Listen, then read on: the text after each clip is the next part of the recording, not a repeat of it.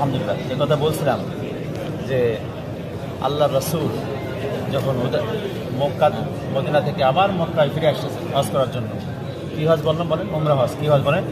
উমরা হজ। উমরা হজের হুদাইবিয়া নামক যখন স্থানে আসে, তখন হযরত উসমানকে পাঠালেন যে আবু সুফিয়ানকে যে বলো যে আমরা যুদ্ধ করতে আসিনি, আমরা কি করতে আসছি? আমরা উমরা হজ করতে যাচ্ছি।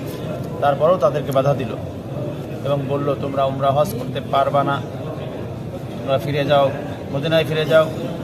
হযরত উসমান যখন পাঠিয়ে দিলেন, লোকেরা একটু পরে খবর গেল হযরত উসমানকে মার্ডার করে ফেলেছে।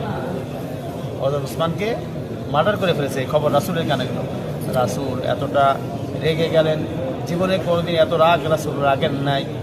এরকম রেগে যাওয়ার পর আল্লাহ নবী বললেন, শোনো, কে আসো, আমার সঙ্গে হাতে হাত দাও, আমার সঙ্গে হাতে হাত দিয়ে শপথ করো, আমি এই উসমান হত্যার প্রতিশোধ না নিয়ে মদিনায় ফিরে যাব না। এই জন্য এই বায়াত, আমাদের দেশে বায়াত মানে হলো, আমরা মনে করি যে ওই পীর সাহেবের হাতে মুরিদ হয়ে আমরা নামাজ রোজা করবো, এই বায়াত। কিন্তু আসলে না, বায়াত হলো মূলত এখানে জিহাদের বায়াত করছে। এই জিহাদের বায়াতের এত দাম যে আল্লাহ তাআলা জিহাদের বায়াত নেওয়ার কারণেও তাদের সবাইকে জান্নাতি ঘোষণা করবে। সুবহানাল্লাহ।